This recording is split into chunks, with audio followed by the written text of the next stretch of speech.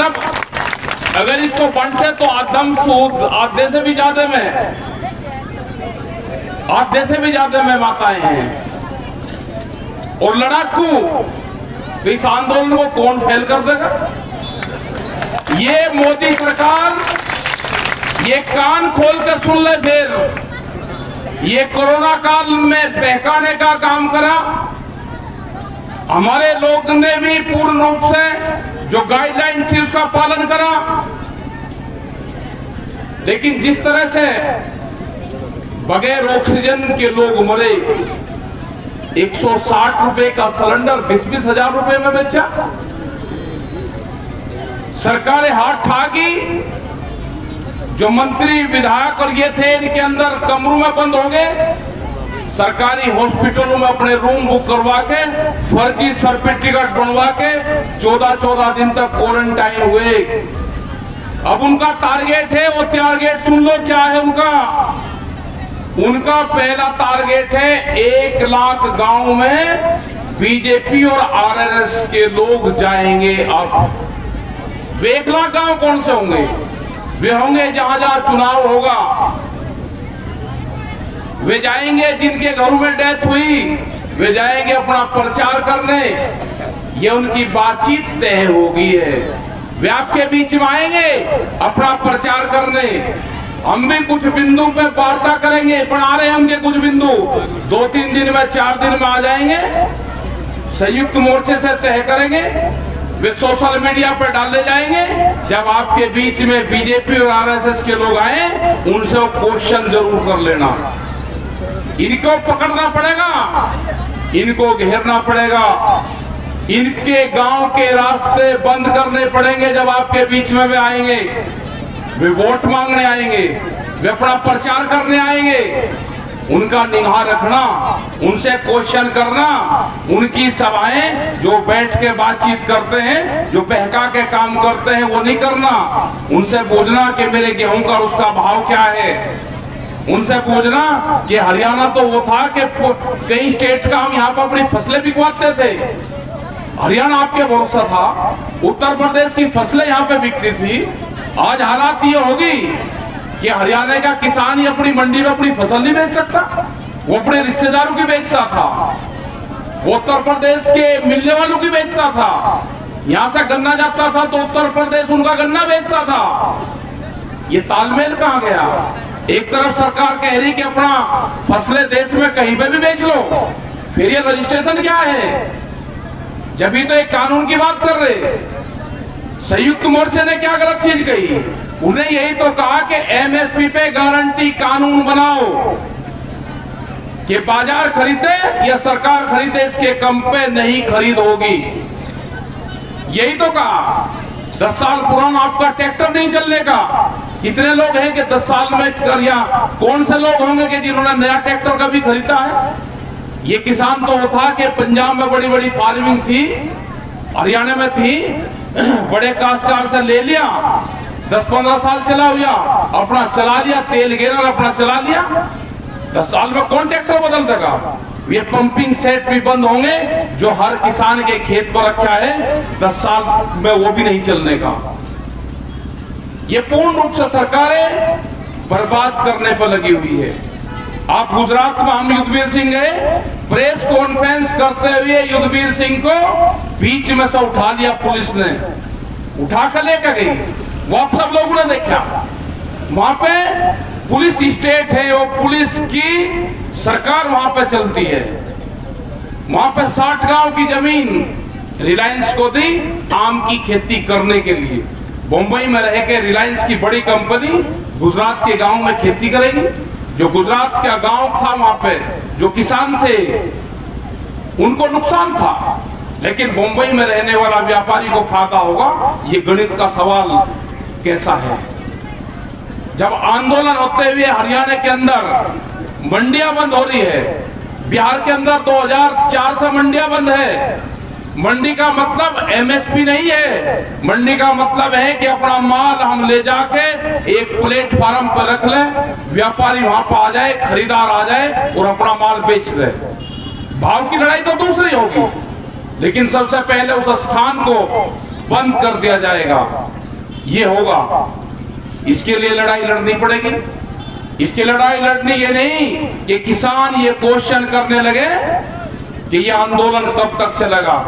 क्या आपने कभी ये भी क्वेश्चन करा, जब पड़ोसी जमीन बेचता है और बगैर पता लगे सुबह उसका बैनामा करवा देते हो, आपने ये भी कभी कहा किसी को कि यह पड़ोसी की जमीन बिक्री में लूंगा, और लेसा ले लेते हो सारी जमीन, पूरी पड़ोसी की जमीन खरीद लोगे।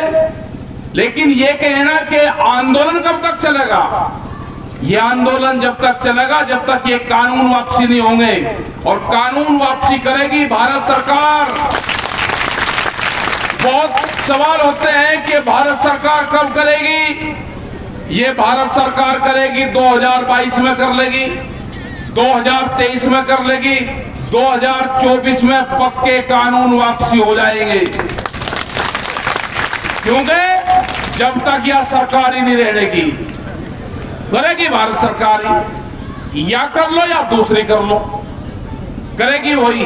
अभी उत्तर प्रदेश में बहुत जगह चुनाव है, पंजाब में, उत्तराखंड में कई जगह चुनाव है।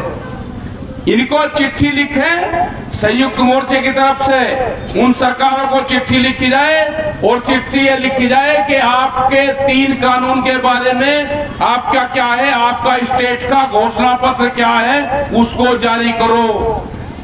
जब वो घोषणा पत्र जारी होगा उसमें कानून के बारे में वे क्या कहते हैं, उनको लिखा जाए कि कानून वापसी में आप करवाने के पक्ष में हो, कानून के पक्ष में हो, उनसे जवाब लिया जाएगा। उनको चिट्ठी लिखेंगे, वे या तो हाँ करेंगे, अगर उन्हें हाँ करी हम किसान के साथ में हैं, तो वे सरकार से गए, और उन्होंने कहा कि हम भारत सरकार के पक्ष में हैं, तो किसान से गए, उनसे चिट्ठी पत्री में जवाब जरूर लेंगे, क्योंकि इलेक्शन आ रहा है। अब उत्तर प्रदेश में हो जाए, जिला पंचायत में 3050 सीट थी वहां पे, और उन्होंने जीती है 642 सीटें बेईमानने से। जिसकी सरकार है 642 सीटें जीतती है 3050 सीटों में से। यही हाल उनका विधानसभा में होगा। आंदोलन सब जगह तेज है। संयुक्त मोर्चे की जो भी यहां से कॉल होती है, पूरे देश भर में उस पर फॉलो होता है, उस पर काम होता है, और वे निगाह रखते हैं। चाहे हमारे लोग वहां पे गए या नहीं गए, लेकिन वे निगाह रखते हैं कि संयुक्त मोर्चे की कौन सी कॉल आई, उस पर वो काम करते हैं। वो पुतला जलाने का काम हो, वो काला दिन मनाने का काम हो, बोला कोई भी काम हो।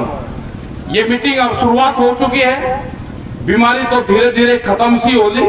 एक बुखार था, आप चली गए, वो आफत जाली, वो बिहार तक जा लिया, यहाँ से सड़क के आगे वो पार करके शाहजहांपुर बरेली और लखनऊ से दूसरी तरफ जा ली। एक ये वेव थी, वो ऐसे चली और ऐसे धीरे धीरे जा लग रही। लेकिन अभी थोड़ा सा बच के रहो, किसी का बुखार सुखार हो जाओ तो उसका इलाज करवाओ, जो उसकी गाइडलाइन है उसका पालन करो। लेकिन अपने आंदोलन पे जैसे अपने खेत पे निगाह रखते हो, ऐसे ही दिल्ली के आंदोलन पर निगाह रखो, वहां पे आते जाते रहो, जब भी ये काम चलेगा। बहुत लोग कहते हैं, प्रेस के लोग खास करके, हमने प्रेस के मीडिया के लोगों को कहा कि आप बीजेपी के प्रवक्ता बन चुके हैं। हिंदुस्तान की प्रेस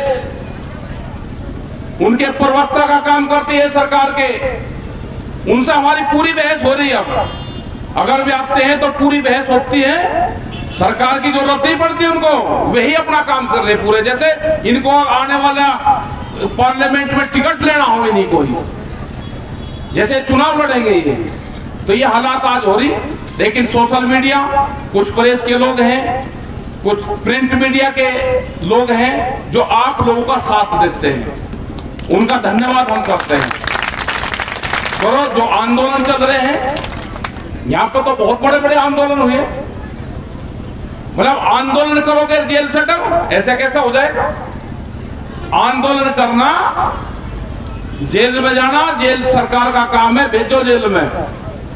घासीराम नैन भी जेल में रहे, चौधरी टिकैत साहब भी जेल में रहे, बहुत लोग जेल में रहे, चौधरी चरण सिंह 18 महीने जेल में रहे। तो अगर किसान नेता बनना है तो जेल में भी जाना पड़ेगा। रोज की रोज करनी है कि एक दिन पकड़ेंगे दे आंदोलन, दूसरे दिन पकड़ेंगे दे आंदोलन। भाई तू जेल में चल, वहां पे भी तो जरूरत है, वहां पे जो कहती है वहां का भी तो सुधार करना, वहां पे भी सुधार करेगा अपना, वहां पे भी पार्टी का काम करो, अपने संगठन का, अपने यूनियन का काम करो वहां पे भी। और आप लोग भी भाई, मेरी माताएं सारी बहनें बैठी हुई हैं, आपकी भी बहुत हिम्मत है।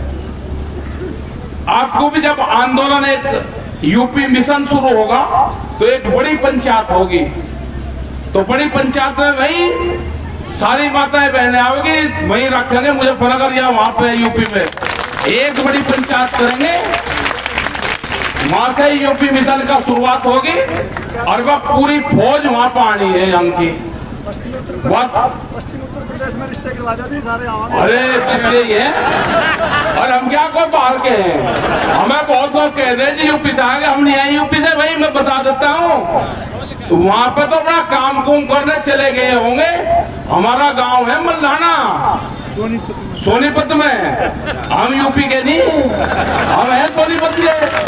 कोई गलत फहमी मत रहना के यूपी के, हाँ मल्लाने के हैं। अपने जाकर ढूंढेंगे, जमीन ले जाऊंगा एक दिन, खाप पंचायत के लोग को ढूंढो भाई, पंचायत करो, हमारी जमीन कहाँ है वो बताओ, हमारा ठिया तो होगा वहां पे, कुछ ना कुछ तो होगा। देखो बढ़िया चल रहा है, आप इस आंदोलन को चलाओ, शांतिपूर्ण तरीके से चलाए, ये आंदोलन लंबा चलेगा। हमने कहा कि हमारे पंच भी वही है, हमारा मंच भी वही है, न हम पंच बदलेंगे ना मंच बदलेंगे, और ना भागते के पीछे भागेंगे। भाई पंचायती तो फैसला था कि जो लोग डर के भाग गया उसके पीछे नहीं जा करते। भाई भागते हुए क्या लाठी नहीं मारा करते, डर के भाग गया कहीं की लाठी मारो। तो जो मंत्री संतरी कोई नहीं आ रहा तो वो डर गया, उसके पीछे कहाँ लाठी लो फिर रहे। अब अपने मोर्चे पे ध्यान दो। और दूसरा एक चीज ये हो रहे हैं, ये भी एक शुरुआत हमको करनी पड़ेगी।